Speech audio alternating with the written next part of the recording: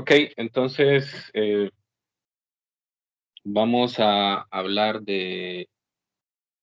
a seguir hablando, ya hoy de forma más detallada de lo que es el movimiento armónico simple. Precisamente ahí nos quedamos el día de ayer.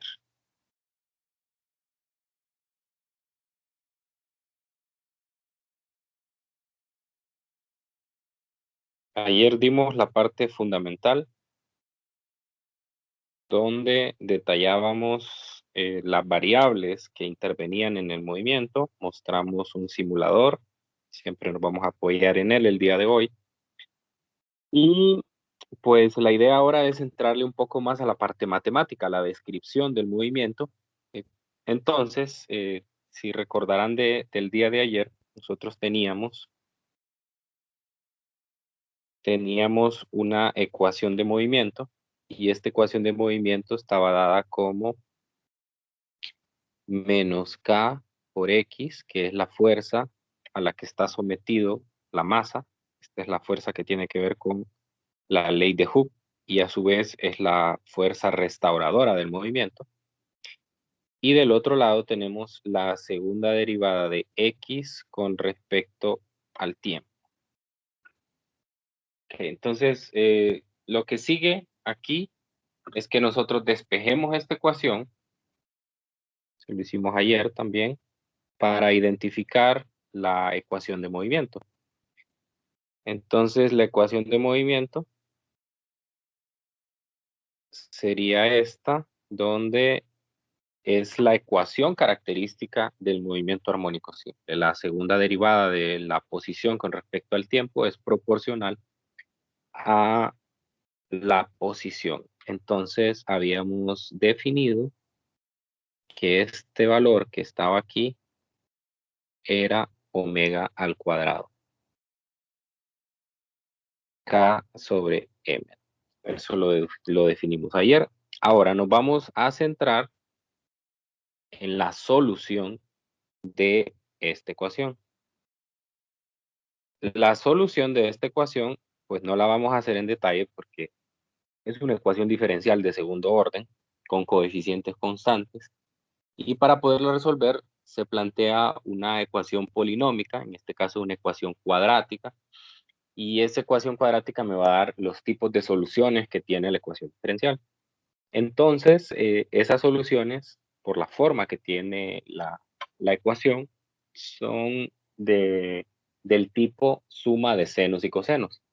Y se usa una identidad trigonométrica para poder condensarla en una sola ecuación. Y esa ecuación es la siguiente. X de t es una función del tiempo, es igual a por el coseno de omega t más phi. Entonces, esta ecuación es la ecuación de movimiento que me permite a mí encontrar el desplazamiento que tiene la partícula o el objeto, la masa que está en oscilación en todo tiempo. O sea, desde el momento que nosotros empezamos a registrar el tiempo, en un laboratorio sería desde el momento que nosotros activamos el cronómetro en el tiempo t igual a 0. Esta ecuación me va diciendo en qué punto se encuentra. Entonces, recordemos de la simulación que vimos ayer que hay dos opciones. La masa puede estar a la derecha o a la izquierda del punto de equilibrio. Entonces, eso es lo que me va a decir. Y ahí se nota claramente cómo yo puedo obtener valores tanto positivos como negativos porque aparece la función coseno. Y la función coseno ya saben que está oscilando entre dos números máximos y mínimos, el menos 1 y más 1. Entonces, eso me va a dar el valor, que es como un factor de escala que voy a multiplicar por la amplitud. Así que voy a obtener una posición entre los valores menos A y A. Eso es lo que me da. Ok, esta es una función trigonométrica, es una función periódica. Recordemos que estamos estudiando el movimiento periódico, por lo tanto, la función que me dé solución al movimiento armónico simple tiene que ser periódica. Al ser periódica, entonces nosotros ya reconocemos su gráfica. Entonces vamos a hacer un bosquejo de esta gráfica, de la gráfica de esta función. Aquí tendríamos el tiempo. Y voy a, si se fijan, allí en esta ecuación aparece una variable de la cual no habíamos hablado anteriormente. Ya sabemos que X es el desplazamiento, que A es la amplitud, que omega es la frecuencia angular, pero esa phi que aparece al final es la constante de fase. Esa viene precisamente de hacer una identidad trigonométrica en la solución. Y ya vamos a hablar un poco en detalle sobre ello. Pero lo primero que les quiero aclarar es que la gráfica que yo voy a hacer en este momento es aquella en la cual la constante de fase es igual a cero. Entonces, la gráfica que voy a hacer es la de A coseno de omega t. Ya vamos a ver en qué casos particulares se da eso. Muy bien. Entonces, cuando yo grafico eso, la forma de la función es más o menos así. Entonces, evidentemente, esta es una gráfica o es una función de tipo periódico, ¿no? Por lo tanto, yo sé que si yo tomo dos puntos, por ejemplo, este punto y este punto que son idénticos, pues el intervalo de tiempo, porque ese es el valor que estoy graficando en el eje horizontal, el intervalo de tiempo que transcurre entre esos dos sucesos es igual al periodo. Lo describimos el día de ayer. Aquí tengo la simulación que usamos ayer. Voy a esperar que la cargue. Y la idea es mostrarles un poco cómo está pasando eso en la simulación.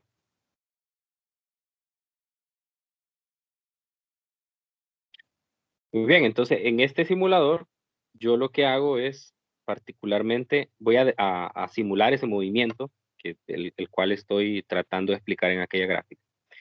Entonces, si notan la gráfica, eh, la, el valor inicial, o sea, cuando el tiempo vale cero, la, la, la partícula se encuentra en A, y aquí tengo menos A. Entonces, cuando el tiempo es igual a cero, la partícula se encuentra en A. Eso lo que implica es que nosotros vamos a hacer un estiramiento de la masa, lo vamos a llevar hasta un punto, y en ese momento ahí vamos a soltar la masa y además vamos a empezar a registrar el movimiento. Vamos a activar un cronómetro y vamos a soltar esto. Implica que la posición inicial de la masa es x igual a A, x igual a la amplitud, y la velocidad inicial de la masa es igual a cero, porque yo solamente lo suelto, no le doy ningún impulso, ¿no?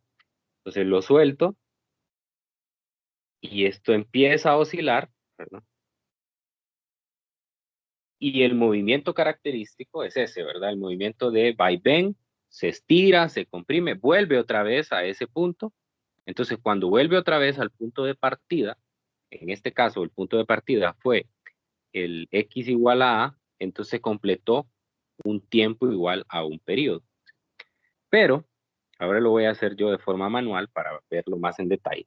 Entonces, ¿cómo se completa el periodo? Este pasa por el punto de equilibrio, después llega al desplazamiento máximo negativo, vuelve a pasar por el punto de equilibrio y de nuevo llega. Entonces ahí completó un tiempo igual a un periodo, que es lo que yo muestro aquí en esa gráfica. Ese tiempo que transcurrió ahí es igual a un periodo. Ahora voy a describir la oscilación en términos de 4 momentos diferentes. Entonces, sobre la gráfica voy a dibujar esos 4 movimientos. Aquí viene el primero. Cuando la partícula va desde el punto de equilibrio, desde el punto de amplitud máxima o de desplazamiento máximo al punto de equilibrio. Este va a ser el primer movimiento para mí. Después va a ir desde el punto de equilibrio hasta el punto de desplazamiento máximo negativo. Luego otra vez va desde ese desplazamiento máximo negativo al punto de equilibrio. Este sería el tercer movimiento. Y luego finalmente tengo este, el 4. voy desde el punto de equilibrio hasta el desplazamiento máximo. Entonces yo puedo describir el movimiento separándolo en 4 partes que son iguales. ¿Cómo sé que son iguales? Si yo me voy aquí a la gráfica, entonces yo veo que cada uno de estos segmentos que acabo de separar define un área exactamente igual en la gráfica. Define un área igual. Eso quiere decir que cada uno de esos segmentos va a tener el mismo tiempo. O sea, si lo veo en la simulación, el tiempo que a la partícula le toma ir desde la amplitud hasta el punto de equilibrio es el mismo que le toma en ir desde el punto de equilibrio hasta el negativo de la amplitud, es el mismo que le toma en ir desde el negativo de la amplitud hasta el punto de equilibrio, y es el mismo que le toma en ir otra vez al punto de desplazamiento máximo positivo. O sea, normalmente a esto se le denomina un movimiento de 4 tiempos, o sea que está separado en 4 movimientos que son idénticos, ¿sí? Entonces, idénticos tal vez no en el sentido de que se mueven exactamente para la misma dirección, pero que ocurren se desplazan la misma distancia y en el mismo tiempo. Pero no hay que caer en el error de confundirlo con aquello de física 100, cuando veíamos el movimiento a velocidad constante. Un objeto que va a velocidad constante recorre el mismo, recorre a la misma distancia el mismo tiempo, ¿sí? Pero si va a velocidad constante.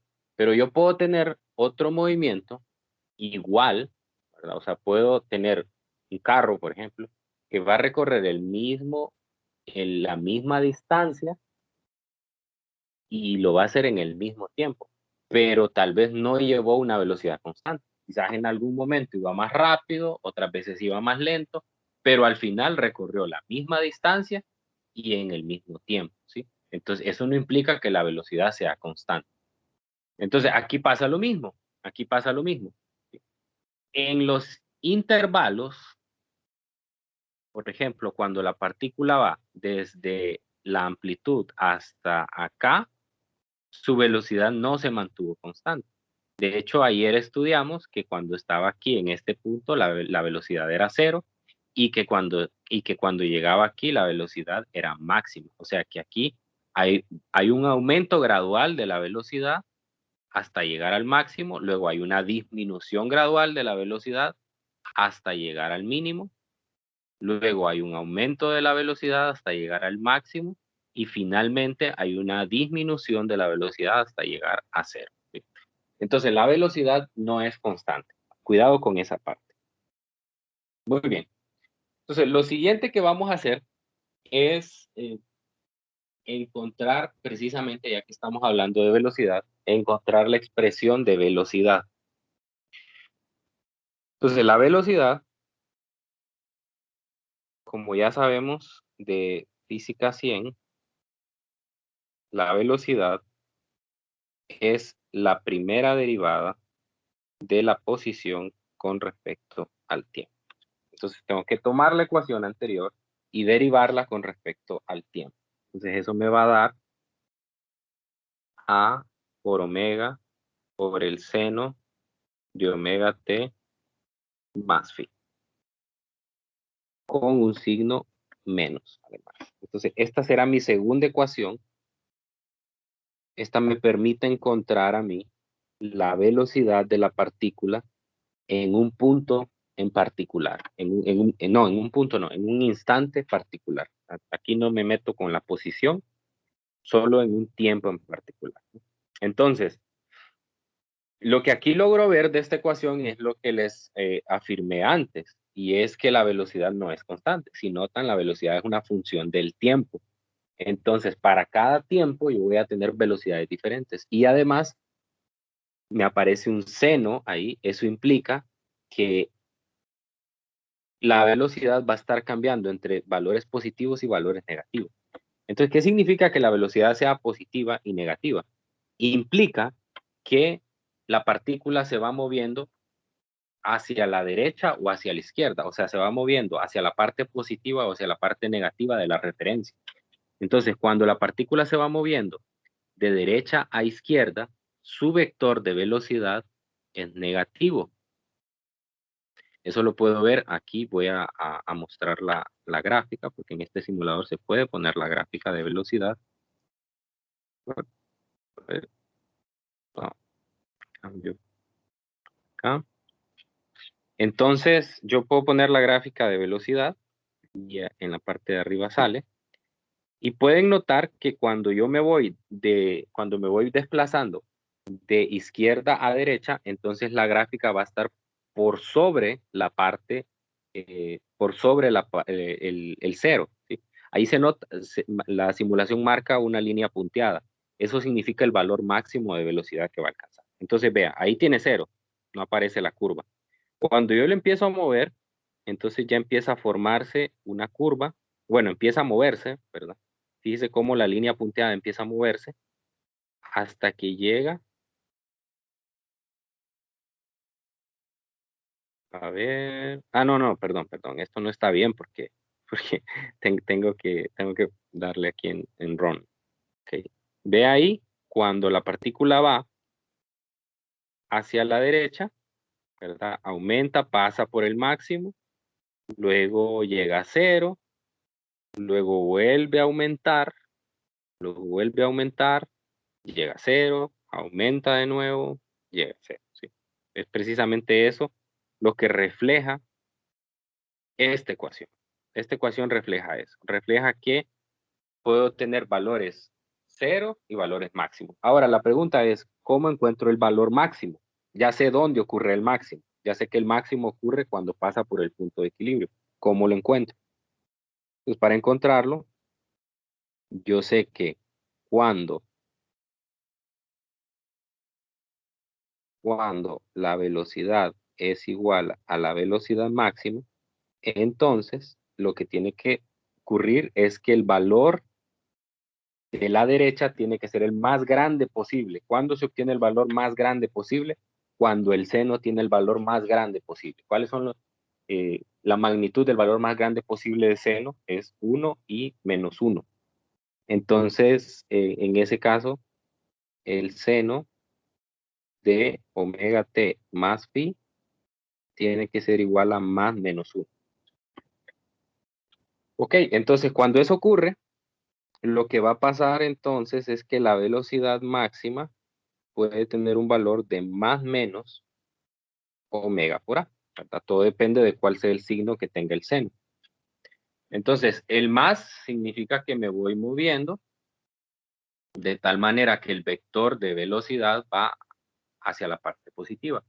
Y el menos significa que me voy moviendo o voy pasando por el punto de equilibrio de tal manera que el vector de velocidad vaya la, hacia la, eh, hacia la derecha, ¿no? Sí. Entonces, en la otra simulación, en la de masas y resortes, se puede ver fácilmente esto. Vamos a esperar que cargue y uno puede visualizar ese vector de velocidad. Entonces, me gusta más esta porque aquí sí se ve el vector. Entonces aquí, digamos, yo coloco una masa, el movimiento es idéntico, no se preocupe porque lo está viendo vertical, el movimiento es idéntico.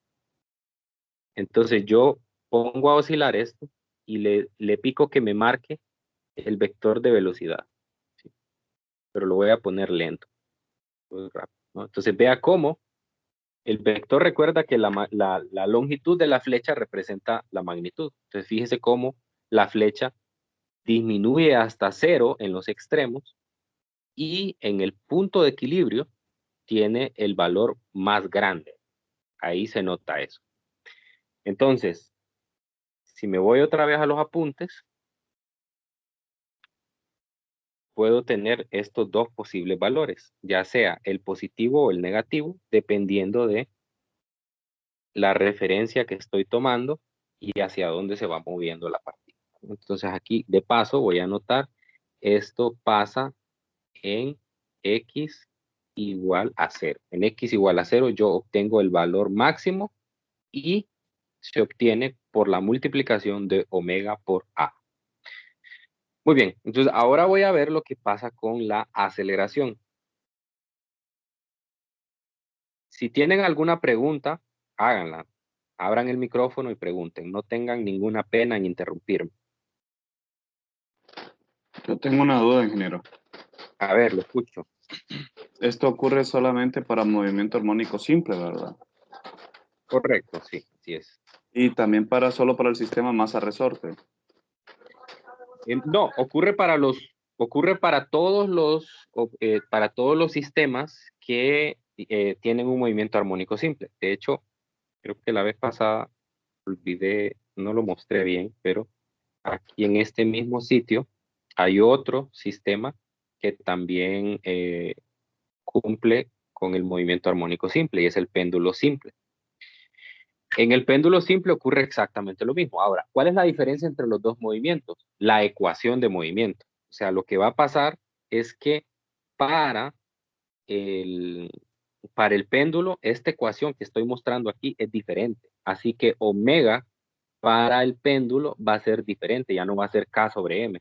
Entonces, a la hora de esta ecuación es la misma, ocurre para los dos. La diferencia es que en el péndulo ya no se mide en términos de X, sino que se mide en términos del ángulo. Entonces aquí va a tener un teta de X y aquí lo que va a tener en lugar de una amplitud, lo que va a tener es un teta máximo. Y el omega que aparece aquí va a ser un omega particular para ese sistema. Lo mismo va a pasar con la velocidad. O sea, va a tener exactamente la misma función, solamente que la velocidad ya no va a ser una velocidad ya no va a ser una velocidad traslacional, sino que va a ser una velocidad angular, porque va a ser la primera derivada de la anterior y la anterior va a ser en términos de teta. Entonces, pero bueno, no quiero dar tantos detalles sobre eso porque ese es un tema que vamos a ver más adelante. Pero sí quiero mostrarles aquí cómo cuando yo abro el del péndulo ocurre exactamente lo mismo. De hecho, se pueden poner las gráficas y todo de manera que se vea claramente ese cambio, esa velocidad máxima. A ver, ¿por dónde está el péndulo? Está. Aquí también se puede hacer exactamente eso.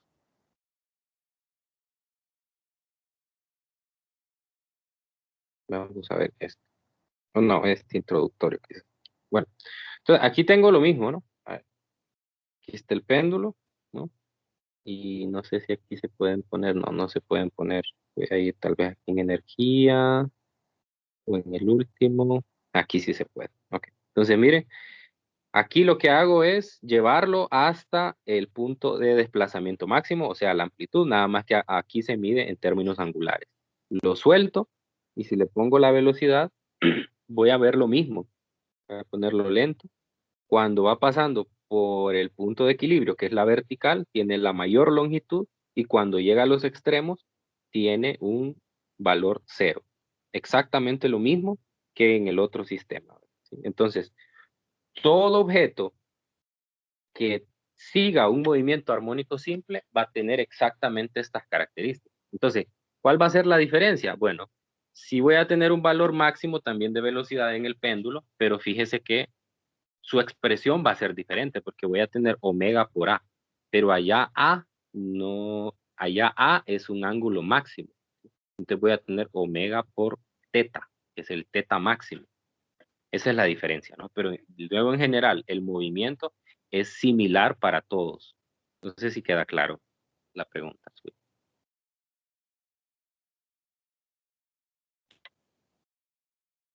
Muy bien, entonces Sí, la aceleración es la segunda derivada de x con respecto al tiempo. Entonces lo que tengo que hacer es derivar nuevamente la expresión que ya tenía y entonces me va a quedar menos omega cuadrado por a por el coseno de omega t más phi. Y aquí ocurre algo bien interesante, ¿no? Y es que me vuelve a aparecer la X. Fíjese que todo esto que está aquí es X de t. Entonces también La aceleración se puede escribir en términos de X. Si yo conozco ya la posición, entonces simplemente multiplico por el negativo de omega cuadrado. Entonces lo mismo pasa, lo mismo puedo estudiar con la aceleración en el simulador. Ahora voy a poner el vector de aceleración, voy a quitar el de velocidad y voy a poner el de aceleración. Entonces, con la aceleración ocurre lo contrario. Yo puedo notar que cuando el objeto está pasando por el punto de equilibrio, la aceleración es cero, y que cuando está pasando por los extremos, ahí tiene el valor más grande de aceleración. Entonces, resumo, la velocidad tiene su máximo en el punto de equilibrio y es cero en los extremos. La aceleración tiene su mínimo en el punto de equilibrio y en los extremos tiene su máximo. ¿Okay? Y vea que va cambiando de dirección, ¿no? Ah, fíjese que cuando voy bajando, la aceleración siempre es contraria al movimiento, ¿sí? Porque hay una ecuación que es la segunda ley de Newton que me dice que la fuerza es igual a la masa por la aceleración. ¿Y cuál es la fuerza aquí? Es la fuerza del resorte. Y esa es la fuerza que nosotros le llamamos la fuerza de restitución. Entonces, la restitución siempre va a ir contraria al movimiento de manera que el objeto otra vez vuelva al punto de equilibrio. Bien, entonces, una vez que ya sabemos cómo se comporta la aceleración y que no es constante, ojo, va a depender del tiempo, no es constante, entonces puedo averiguar cuál es el valor máximo que tiene o cuál es la expresión para el valor máximo. Entonces, lo mismo, cuando A sea igual a A máximo, entonces, en este caso será el coseno de omega t más phi es igual a más menos 1. Por lo tanto, la aceleración máxima es igual a más menos omega cuadrado por A. Entonces ahí tengo la expresión para esa parte. ¿Y dónde ocurre eso? Eso ocurre en X igual a más menos A. En los extremos. En los extremos. Ahí ocurre el máximo de la aceleración. Bueno, entonces ahí ya describí cómo se comporta el objeto en movimiento armónico simple. Pero todavía no he hablado sobre esa cantidad phi que aparece por ahí en el argumento del coseno. Entonces voy a hacer un apartado especial para ello, porque voy a deducir su ecuación. A esa cantidad se le llama la constante de fase. Como dije anteriormente, la constante de fase aparece por la aplicación de una identidad trigonométrica, pero también tiene un sentido físico, no es solo porque viene de la parte matemática. Entonces voy a tomar lo siguiente. Voy a agarrar la simulación del resorte, lo que no me gusta del Java, siempre, cada vez que vuelvo a entrar, me lo carga, ¿no? Esa es la ventaja del HTML, que ahí queda y es mucho más, está más optimizado. Bueno, entonces vean, lo que yo voy a hacer ahora es que yo les dije que la ecuación de movimiento, la de X, pues iba a tener una expresión diferente de acuerdo al punto donde nosotros empezamos a registrar el movimiento. Entonces, el movimiento inicia cuando yo estiro o comprimo el resorte, cualquiera de las dos partes. Pero yo puedo empezar a registrar el tiempo en el momento que a mí me parezca. Entonces, digamos, yo suelto esto y este se va a empezar a mover y yo decido en qué momento empiezo a registrar el tiempo. Puede ser en el mismo instante donde yo lo solté, o puede ser un poco más adelante, en cualquier punto, podría ser en el punto de equilibrio, podría ser que yo empiece a registrar el tiempo cuando esté pasando por la amplitud negativa, o cuando retorne otra vez aquí al punto de equilibrio, pero ahora va pasando hacia la derecha, no hacia la izquierda. etcétera. Cualquier punto podría significar una referencia. Entonces, dependiendo de cuál sea el punto donde yo registre el movimiento, así voy a tener valores iniciales para la velocidad y para la posición. Entonces, si yo suelto acá, justamente donde está, significa que en el tiempo t igual a 0, la posición es igual a la amplitud y que la velocidad es 0. Mientras que si yo inicio a registrar el movimiento cuando va pasando por acá, implica que la posición inicial es 0 y la velocidad inicial es la máxima, porque estoy pasando por el punto de equilibrio. Entonces, van a haber diferentes valores dependiendo de cuál sea la referencia que usted elija. Entonces, nosotros vamos a decir que en general, en el tiempo t igual a 0, el x tiene un valor x sub 0 y que la velocidad tiene un valor v sub 0. Depende de dónde inicie. Entonces, ahora voy a tomar las ecuaciones de posición, esta x de t, y la de velocidad, y las voy a definir para el tiempo t igual 0. Entonces yo tengo que x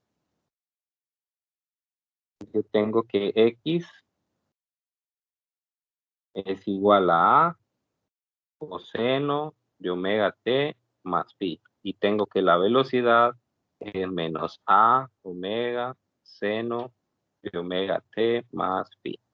Okay.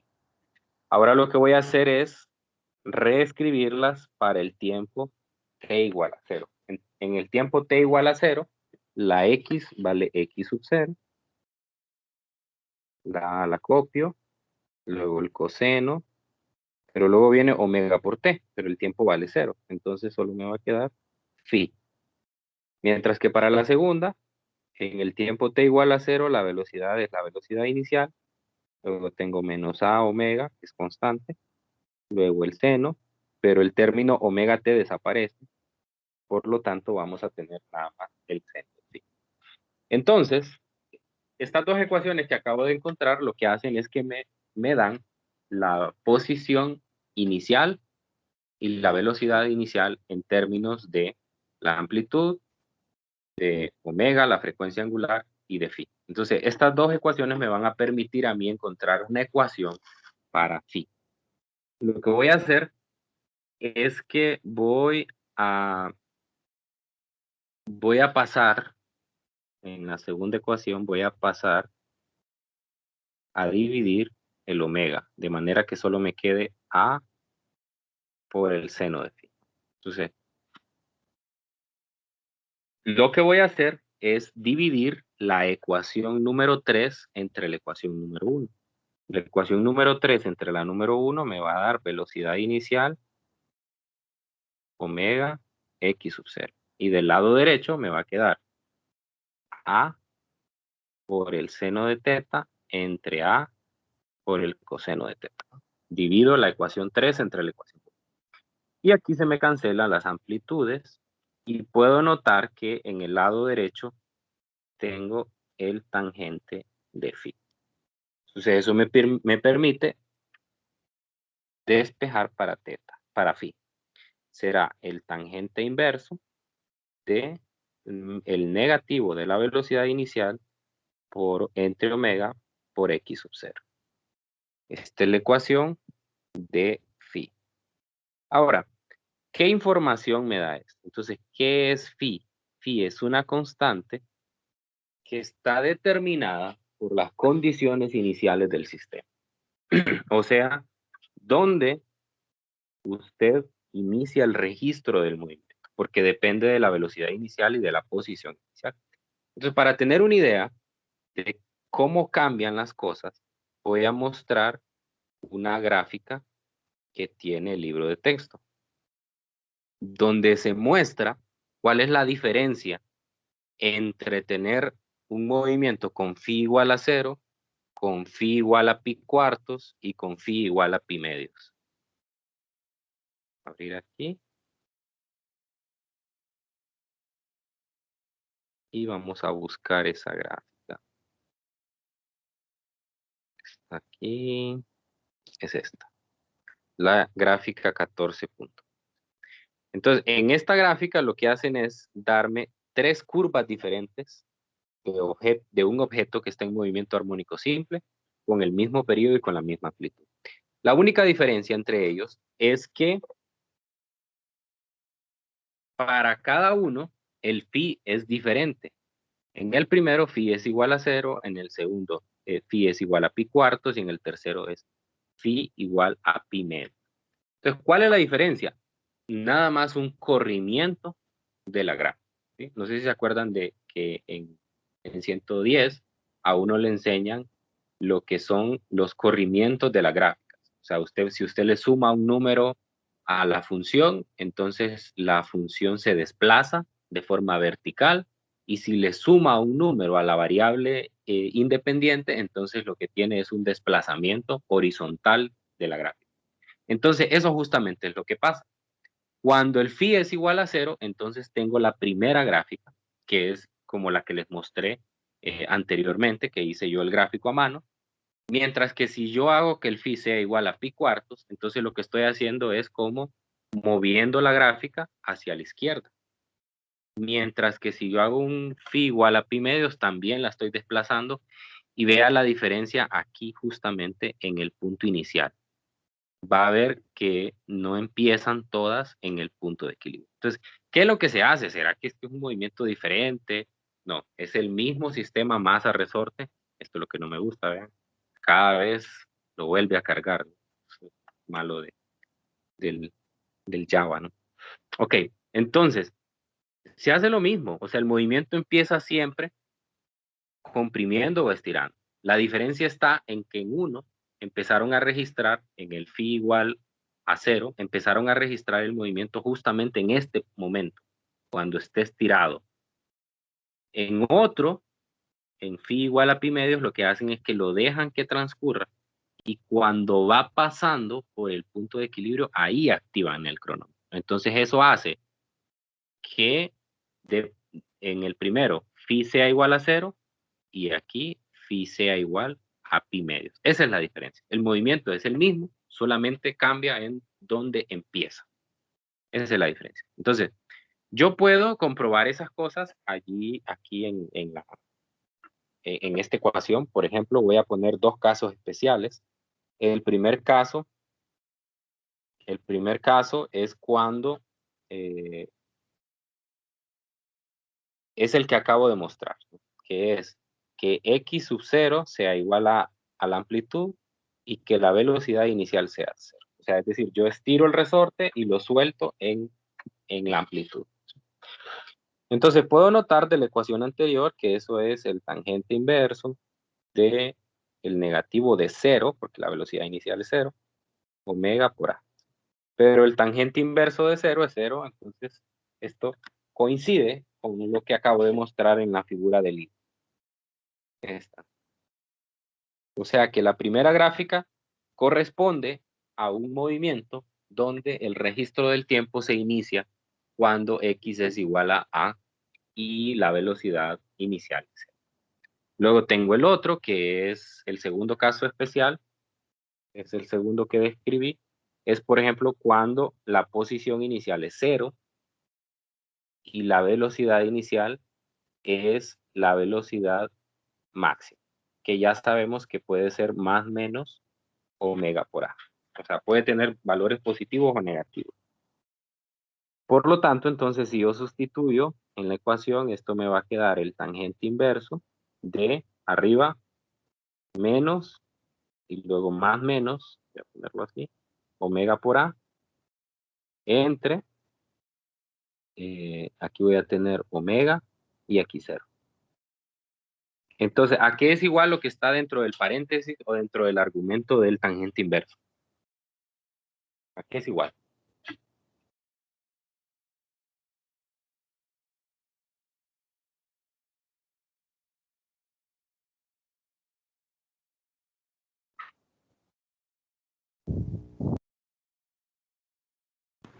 No está definido, ¿no? No está definido. ¿Seguro?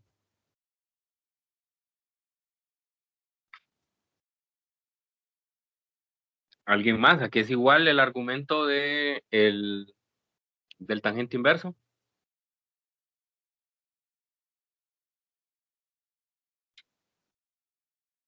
Nadie.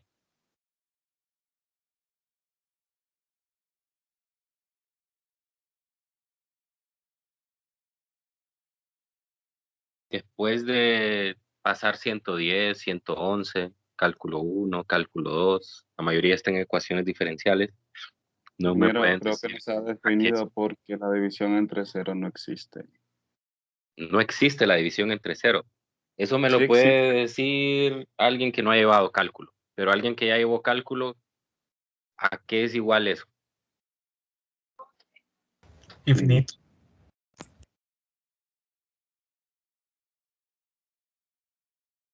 ¿Sí me están escuchando?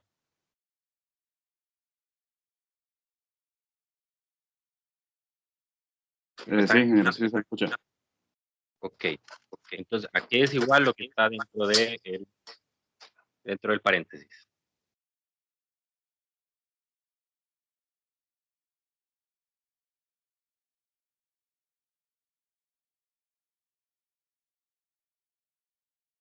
Más menos infinito. Así que lo que tengo ahí es el tangente inverso de más menos infinito. O sea, que tengo dos posibles respuestas. Más menos pi medios. Depende de hacia dónde se va moviendo el objeto. Se puede ir moviendo de izquierda a derecha, de derecha a izquierda.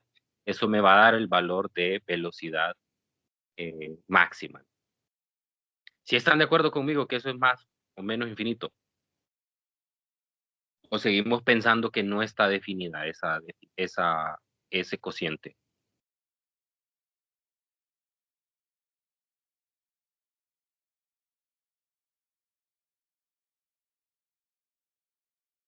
Parece que estoy hablando solo. Bueno, No, entonces, sí, estamos de acuerdo, solo que no nos acordábamos. muy bien, vamos a ver. Ok, entonces ahora ya tengo dos valores posibles, pero esos solo son casos especiales. Yo puedo tener infinitos valores de phi. Depende de dónde yo inicie a registrar el movimiento. Aquí en esta gráfica solo se muestran tres posibles, pero puede ser cualquier valor de phi, ¿no? Entonces, hay que entender ahora qué significa phi. Phi, gráficamente, cuando una función tenga un phi distinto de cero, implica que va a tener un corrimiento hacia la izquierda o hacia la derecha, ¿sí? Y el phi está definido por las condiciones iniciales del sistema, o sea, donde usted empieza a registrar su movimiento. ¿Ok? Entonces, ahora vamos a, no vamos a hacer el problema, solo les voy a poner el enunciado aquí del problema, lo vamos a resolver ya en detalle el día lunes, pero les quiero mostrar el enunciado de un problema, este es el problema del libro de Resnick. Entonces, aquí se nota cómo una función puede tener cualquier valor de phi, el que sea, ¿no? Por ejemplo, aquí se está mostrando una función en la cual, aquí me está dando la ecuación de movimiento. Un cuerpo oscila con movimiento armónico simple de acuerdo con la ecuación tal. Entonces, ¿qué se puede identificar de aquí? Pues esto que es la amplitud, esto que es omega y esto que es phi. Entonces, phi es igual a 1.92 radian. Eso no es ni cero, eso no es ni pi, tampoco es exactamente pi cuartos, ¿no? ¿Verdad? A ver, bueno, no es exactamente, porque recuerde que pi pues es un número irracional, entonces por lo tanto no lo podría definir de esa manera. Entonces no es pi medios es 1.57 más o menos, pi cuartos es aproximadamente 0.78 más o menos, entonces no es ninguno de ellos. O sea, quiere decir que empezó en algún punto ahí, pero no es ninguno de los casos especiales que acabo de estudiar. ¿Sí? Entonces, lo que vamos a hacer el lunes es que nosotros vamos a resolver este problema y vamos a construir esta gráfica, de manera que nosotros logremos notar que la presencia del phi se manifiesta en forma gráfica como un corrimiento de la misma vez. Entonces, en este problema lo que se nos está pidiendo es el desplazamiento, la velocidad y la aceleración en el tiempo t igual a 1.92 segundos. O sea, lo que me está pidiendo es que yo use estas ecuaciones. La primera es x igual a coseno de omega t más phi. Obviamente ya poniéndole los valores que corresponden. Y que la velocidad es menos a omega seno de omega t más phi. Que la aceleración es igual a menos a omega cuadrado coseno de omega t más phi. ¿Sí? Entonces lo único que tiene que hacer es sustituir el tiempo t, que es igual a 1.90. Y me gusta este problema, aunque es muy simple, pero uno puede caracterizar exactamente el estado dinámico que tiene la masa en ese tiempo. Entonces, usted sepa que un objeto puede pasar por un punto varias veces.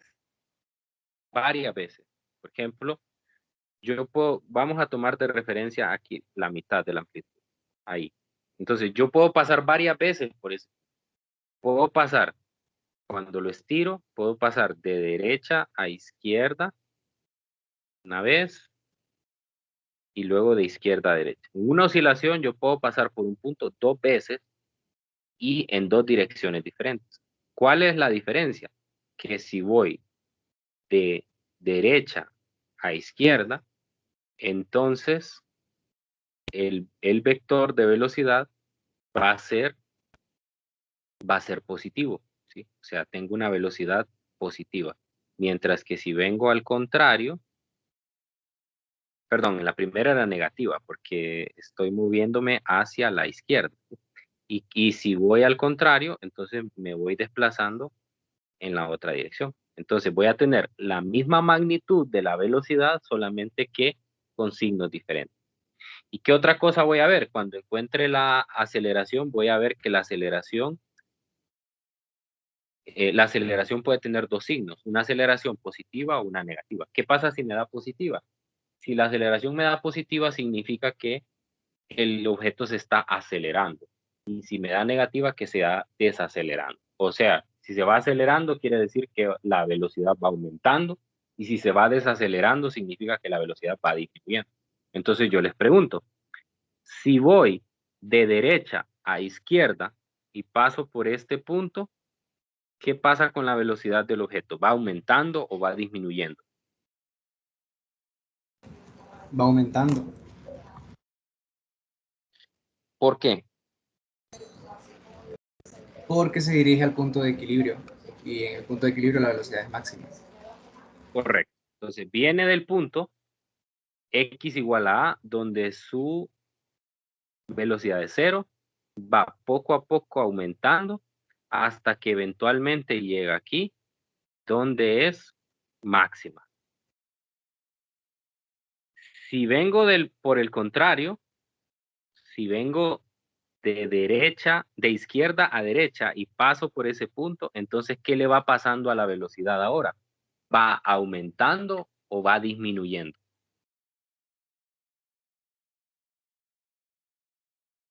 Va disminuyendo. Va disminuyendo. Entonces significa que la primera vez que yo pasé por este punto, la aceleración era positiva, o sea, se iba acelerando. Mientras que la segunda vez que pasé por ese punto, el objeto se iba desacelerando. Entonces significa que en ese momento la aceleración es negativa.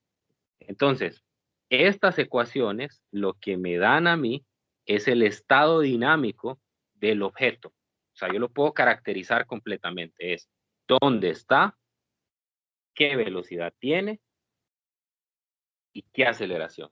O en otras palabras, dónde está, qué velocidad tiene y si esa velocidad va aumentando o va disminuyendo. Eso me lo da la aceleración.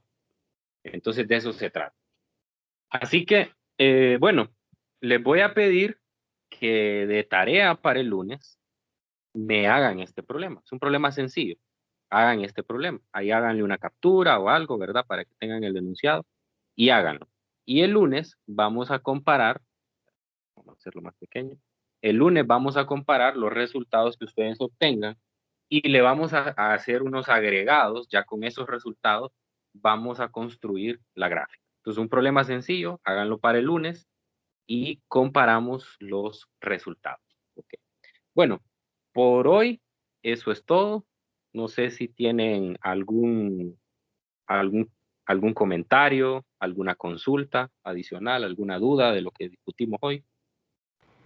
Licenciado, Dígame. yo le quería preguntar de los 4 libros que usted nos puso, ¿cuál nos aconseja para, como los 2 que nos aconseja para dedicarles más tiempo? Porque como son 4 libros, es un poco difícil adaptar el tiempo para intentar leer los 4. No. No, en ningún momento le digo que tienes que leer los 4. El obligatorio es el libro de texto, porque la clase se basa en el libro de texto. O sea, toda la planificación de la clase está basada en el libro de texto. Toda la simbología que se utiliza es la de este libro, del libro de física universitaria. Es decir, si se fija, yo estoy usando la A para la amplitud, no estoy usando el X máximo que usa el Resnick, por ejemplo. Entonces, nosotros nos basamos en el libro de texto. Entonces, el primero que usted debe leer es el libro de texto. Si a usted le queda más tiempo todavía, entonces puede tomar cualquiera de los otros 3. Cualquiera de los otros 3. El Resnick es bueno, ¿verdad? Los problemas son un poco más conceptuales, ¿verdad? Por eso a veces tomamos de los 2 libros de manera que logremos complementar cosas, ¿verdad? Pero lo recomendado es primero el de física universitaria, después el libro de Resnick, si tiene tiempo, ¿verdad? Pero tampoco que le voy a decir que es obligatorio que se lea los 2 libros. Es altamente recomendado, porque obviamente entre más estudia, entre más fuentes consulta, pues más claro va a estar usted en los conceptos. Entonces, esas preguntitas que yo les hago así de repente, que yo le digo, ¿qué pasa aquí? La velocidad aumenta, la velocidad disminuye. Entonces, ojo a esas preguntitas porque de ese tipo son las preguntas conceptuales que vienen en los controles de lectura y en los exámenes.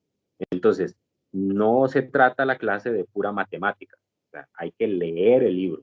Entonces, para este fin de semana, si no lo ha hecho, mínimo debería de tener ya leída la sección 1 y 2 del capítulo 14. O sea, yo les mandé un enlace ahí donde pueden descargar los libros. Pero ya deberían de tenerlas así bien leíditas porque obviamente va a ser una fuente mucho más enriquecedora que lo que yo explico en la clase, porque obviamente yo hago un resumen nada más. Ahí pueden encontrar otros detalles importantes que complementan lo que nosotros hacemos. Entonces, el libro de texto es muy bueno, tiene una gran cantidad de ejercicios, ¿verdad? Pero si todavía tienen más tiempo, entonces recomiendo el resto. Los otros también son buenos, pero pues dudo que les quede tanto tiempo de agarrar los 4 libros. Bueno, gracias. ¿Alguien más?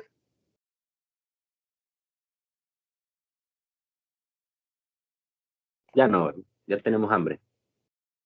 Listo, entonces cualquier otra consulta adicional que surja allí, pues me la mandan por el chat.